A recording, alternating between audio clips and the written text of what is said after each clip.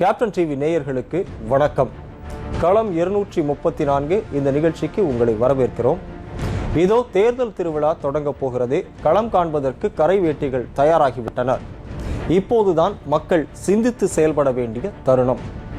பெரியோர்களே, தாய்மார்களே, வாக்காள பெருமக்களே, இதோ உங்கள் இல்லங்களை தேடி, உங்கள் உள்ளங்களை நாடி உங்கள் வீட்டு பிள்ளை வந்திருக்கிறேன்.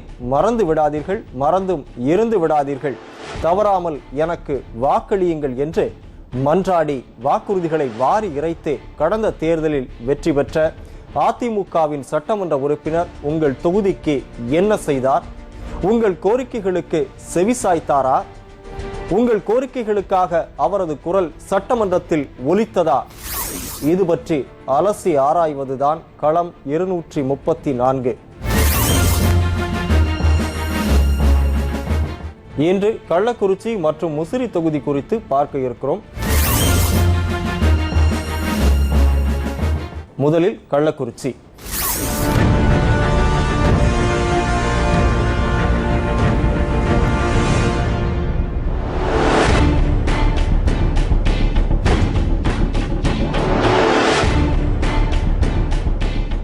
கள்ளக்குறிச்சி என்பது விழுப்புரம் மாவட்டத்தின் ஒரு சட்டமன்ற தொகுதி. 2009ஆம் ஆண்டு இந்திய தேர்தல் ஆணையத்தால் வெளியிடப்பட்ட தொகுதி மறுசீரமைப்பின்படி இந்த தொகுதி மீண்டும் சட்டமன்ற தொகுதியாக மாற்றப்பட்டது. இந்த தொகுதியில் 2011ஆம் ஆண்டு நடந்த தேர்தலில் அதிமுக சார்பில் போட்டியிட்ட அழகுவேல் பாபு 1,11,249 வாக்குகள் பெற்று வெற்றி பெற்றார். விடுதலை சிறுத்தைகள் சார்பில் போட்டியிட்ட பாவரசு 51,251 வாக்குகள் பெற்று தோல்வியடைந்தார். தேர்தல் நேரத்தில் ஏராளமான வாக்குறுதிகளை வாரி இறைத்திருக்கிறார் அழகுவேல் பாபு. ஆனால் அது எதையும் நிறைவேற்றி தரவில்லை என்பதே பொதுமக்கள் முன்வைக்கும் மிகப்பெரிய குற்றச்சாட்டாக பதிவாகி இருக்கிறது.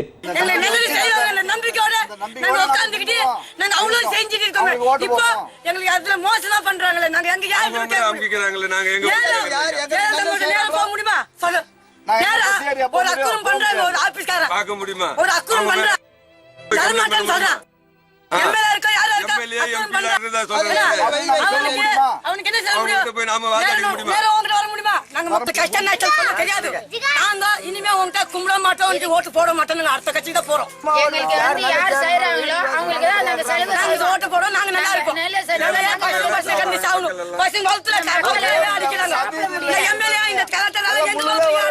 குடிநீர் விநியோகம் மற்றும் மின் விநியோகம் சரியாக இல்லை.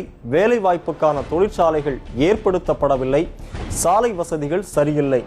போதிய விளையாட்டு திடல்கள், நூலகங்கள் புதியதாக உருவாக்கப்படவில்லை. இருப்பவையும் பராமரிக்கப்படுவதில்லை. கழிவு நீர் அகற்றும் வசதி வாய்ப்புகளும் பொது சுகாதாரமும் மோசம் என்பனவையே பெருமளவு குற்றச்சாட்டுகளாக முன்வைக்கப்படுகின்றன. கள்ளக்குறிச்சி சட்டமன்ற தொகுதியை பொறுத்தவரையிலும் எந்த ஒரு வேலையுமே சொன்ன மாதிரி எதுவுமே செய்யல. அதேமாதிரி கள்ளக்குறிச்சி மாவட்டமாக அறிவிக்கிறதா சொல்லி சொன்னாங்க. ஆனால் அந்த மாவட்டமாக அறிவிக்கிறது என்ன ஆச்சுன்னே தெரியல. 110 கீழ் நிறையா விட்டாங்க. திட்டங்கள்லாம் நிறையா செய்கிறேன்னு ஒரு திட்டங்கள் கூட இங்கே நம்ம கள்ளக்குறிச்சியில் பொறுத்தவரையிலும் நடக்கவே கிடையாது. பக்கத்தில் ஒரு ஏரி ஒன்று இருக்குது. அந்த ஏரி பார்த்தீங்கன்னா பெரும் துர்நாற்றமாக இருக்குது. சுற்றி உள்ள மக்களுக்கெல்லாம் அது ஒரு தீங்கு விளைவிக்கிற மாதிரி ஒரு நோய் பரவிட்டு இருக்கு. இதை எதுவுமே இந்த பாதாள சாக்கடை திட்டம் ஒன்று சொன்னாங்க. அந்த திட்டமும் இன்னும் பார்த்தீங்கன்னா முழுமையாக எதுவும் ஆரம்பிக்கவே கிடையாது. இதெல்லாம் ஒவ்வொரு திட்டங்களும் அறிவிச்சுட்டு தான் போகிறாங்களே ஒழிய எந்த திட்டங்களுமே நம்ம கள்ளக்குறிச்சியை பொறுத்தவரையிலும் எந்த ஒரு திட்டங்களுமே நடக்கவே கிடையாது. இந்த ஆட்சியில் என்ன தான் பண்ணிகிட்டு இருக்காங்கன்னே தெரில. இது இதெல்லாம் இந்த பிரச்சனைகள்லாம் தீர்க்கிற மாதிரி ஒரு நல்ல ஒரு சட்டமன்ற உறுப்பினர் வந்தாக்க எங்கள் தொகுதிக்கு இன்னும் நிறைய செய்வாங்கன்னு நாங்கள் எதிர்பார்க்குறோம். கண் துடைப்பிற்காக ஆங்காங்கே ஒரு சில பணிகளை மட்டுமே அழகுவேல் பாபு செய்திருப்பதாகவும் தெரிவிக்கின்றனர் இந்த தொகுதிவாசிகள். இந்த தொகுதியில் சட்டமன்ற உறுப்பினர் இருக்கக்கூடிய அனைத்து இந்திய அதிமுகவை சேர்ந்த திருமதி அழகுவேல் பாபு அவர்கள் தேர்தல் சமயத்திலே மக்களிடம் எப்படியாவது வெற்றி பெற வேண்டும் என்ற காரணத்தினாலே மக்களிடம் எண்ணற்ற வாக்குறுதிகளை தந்தார்கள். இந்த பகுதி முழுக்க முழுக்க கிராமங்களை உள்ளடக்கிய பகுதி. இந்த பகுதியிலிருந்து கிராமத்தில் உள்ள பொதுமக்கள், மாணவர்கள், பள்ளி மாணவிகள் அனைவரும் வியாபாரம் வருகை தந்து பள்ளிக்கோ இல்லை வியாபாரத்திற்கோ சென்று போவதற்கான பேருந்து வசதிகள் இந்த பகுதியிலே சரிவர இல்லை. தேர்தல் சமயத்திலே இது போன்ற பேருந்து வசதிகளை செய்து தருகிறோம், சாலைகளை அமைத்து தருகிறோம், குடிநீர் பிரச்சனையை தீர்க்கிறோம் என்று பல்வேறு விதமான கோரிக்கைகளை அடுக்குமொழியிலே சொல்லிய சட்டமன்ற உறுப்பினர் அவர்கள் வெற்றி பெற்றதற்கு பின்னால் இந்த தொகுதியின் பக்கம் தலை வைத்து கூட பார்ப்பதில்லை. இந்த பகுதியிலே மிகவும் பழமையான பெருமை வாய்ந்த சித்தலூர் அங்காள பரமேஸ்வரி அம்மன் கோவிலுக்கு செல்கின்ற பாதை, ஒரு ஆற்றை கடந்து செல்கின்ற பாதை, அந்த ஆற்று பாலத்தை போட்டார்கள். அது மழை வெள்ளத்தில் அடித்து சென்று விட்டது. திரும்பவும் போட்டார்கள், திரும்பவும் மழையில் அடித்து சென்று விட்டது. தரமற்ற ஒரு பணியை மேற்கொண்டு அதிலே எடுக்கின்ற டெண்டரில் எடுக்கின்ற லாபத்தை அதை மட்டும் குறிக்கோளாக கொண்டு செயல்படுகின்றார்கள். அதிமுக அவர்களுடைய ஆட்சியில் நடக்கின்ற அத்தனை அரசு பணிகளும் தரமற்றதாகவும் உறுதியற்றதாகவும் மக்களுக்கு பயன்படக்கூடியதாகவும் இல்லை. இது போன்று இன்னும் எத்தனையோ வாக்குறுதிகளை கொடுத்திருக்கிறார் அழகுவேல் பாபு. இப்போது இவரது நிலைமை நன்றாக உயர்ந்திருக்கிறது. ஆனால் தொகுதியின் நிலை உயர்ந்திருக்கிறதா என்பதே மிகப்பெரிய கேள்விக்குறி.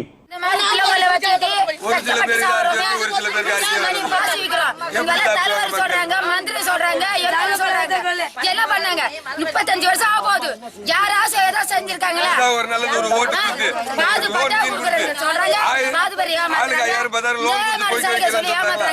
அம்மா ஆட்சி இருக்குது, அந்த ஆட்சி இருக்குது, பணம் கொடுத்தா ஒரு 500 ரூபாய் கொடுத்தா ஓட்டு போட்டுட்டு ஏமாத்திட்டு ஓடுறது, இது செய்யற அது செய்யற வந்து சும்மா தான் சொல்லிட்டு ஓடிடுவாங்க. இதெல்லாம் ஒரு ஆட்சி. இதுக்கு மேல இந்த ஆட்சியில வந்து யாராச்சும் எங்களுக்கு பார்த்தாங்கன்னா தான் நாங்க அவங்களுக்கு ஓட்டு போடுவோம். எங்களுக்கு வரும்னு சொன்னாங்க, அது வரல சார். எங்க போய் எம்எல்ஏ கூட கேட்டோம், அம்மா இதுல வித்து தின்றோம், அது கிடைக்குமா கிடைக்காதுன்னு. வீடெல்லாம் ஒடிஞ்சு ஓடி வரும்னு சொன்னாங்க, வரல. அது யாரு புதுசா வருதோ அவங்களுக்கு ஓட்டு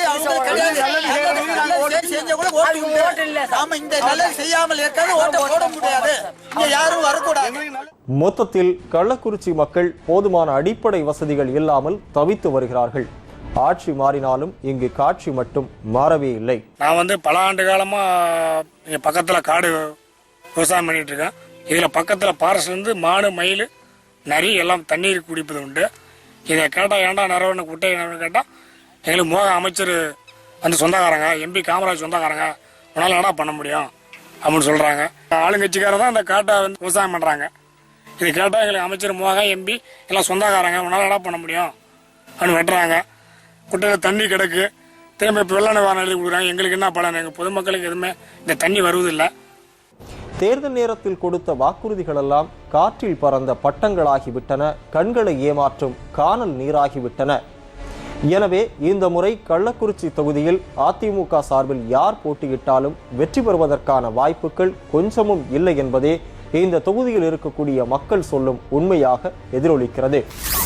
நேயர்களே, இப்போது கள்ளக்குறிச்சி தொகுதி பற்றி பார்த்தோம். அடுத்ததாக முசிறி தொகுதி பற்றி பார்க்கலாம் ஒரு சிறிய விளம்பர இடைவேளைக்கு பிறகு.